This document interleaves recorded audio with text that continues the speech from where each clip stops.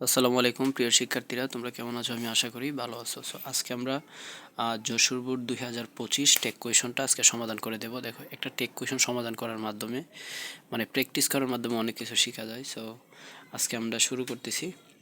এখানে তো take question করতে গেলে তিনটা জিনিস সবার আগে মাথায় রাখতে হয়। একটা হচ্ছে অক্সিলারি ভার্ব, তারপর হচ্ছে নট। কিন্তু নেগেটিভ কোনো ওয়ার্ড বা বাক্যের ভিতরে যদি নট থাকে তাহলে নট দিতে হয় না, ঠিক আছে? এটা মাথায় রাখবা বা লিখে রাখবা পাশে। আর হচ্ছে প্রনাউন, তার মানে কি অক্সিলারি ভার্ব নট প্রনাউন।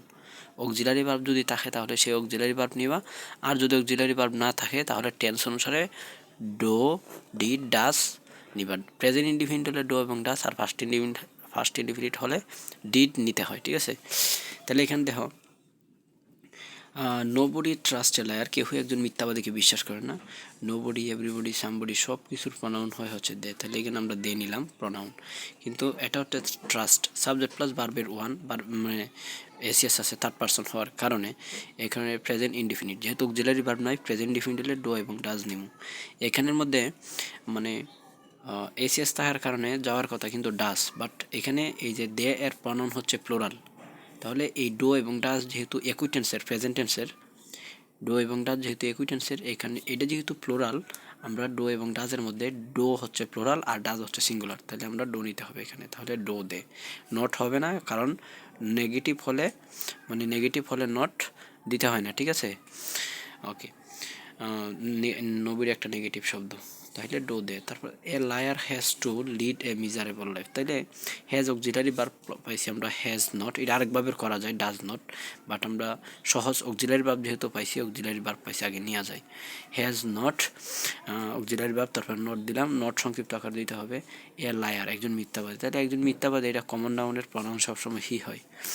আচ্ছা, speaking the truth is a good exercise. দেখো, কোনো শব্দের সাথে আইএনজি যুক্ত, এটা একটা এক্সট্রা বেসিক, যদিও তোমাদের কোনো অনেকগুলো বইয়ের মধ্যে এই রুলটা নাই। কোনো শব্দের, কোনো সেন্টেন্সের প্রথমের সাবজেক্ট যদি সাবজেক্টের সাথে মানে ভার্বের সাথে যদি আইএনজি যুক্ত প্রথমে থাকে, তাহলে এগুলার প্রনাউন সবসময় ইট নিবা। মানে যে কোনো ওয়ার্ডের সাথে যদি আইএনজি যুক্ত প্রথম থাকে শব্দটা, এটার প্রনাউন নিবা ইট।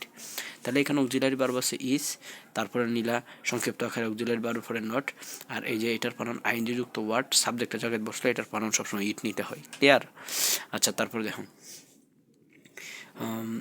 everybody should have to habit of spoken the truth। তাহলে এখানে আমরা কিভাবে করব? এই যে শোট, যেহেতু অক্সিলারি ভার্ব আছে, শোট নিলাম, তারপরে নট দিতে হবে, নট দিলাম। তারপরে কি, যদি নট থাকতো তাহলে নট দিতাম না, বাট নাই যেহেতু নট দিতে হয়েছে। আচ্ছা, তারপরে কি করতে হবে? এখানে এভরিবডি, এই যে বললাম না, এভরিবডি কোনো শব্দের শেষে যদি বডি থাকে এটার প্রনাউন হয় দে, তাহলে এখানেও দিয়ে দিলাম। তাহলে শোড নট দে মানে অক্সিলারি ভার্ব, নট প্রনাউন দিলাম। আচ্ছা, তারপরে লেট আস, আর এটা তো একদম ইজি। লেট আস দ্বারা কোনো সেন্টেন্স শুরু হইলে প্রত্যেকটা বোর্ডে এই একটা থাকেই। লেটাস থাকলে মনে রাখবা যে শেল উই হবে, shall SHALL shall we. Let's থাকলে শেল উই দিয়ে ব্যবহার করবা। আর তাছাড়া লেটার পরে আস ছাড়া অন্য যে কোনো কিছু থাক, যেমন let me, let her, let him, let তোমার নামও থাকতে পারে, এগুলোর প্রনাউন হয় কি লেট, পরে আস ছাড়া অন্য কিছু থাকলে উইলিও দিবা, লেটাস থাকলে শেলুই। আমি আশা করি বুঝতে পারছো, তোমাদের উপকারে আসছে। অবশ্যই লাইক কমেন্ট করবা, এবং কোনো টপিকের ইংরেজি গ্রামারের ভিডিও লাগলে অবশ্যই কমেন্ট করবা। সবাই ভালো থাকবা, সুস্থ থাকবা, আল্লাহ হাফেজ।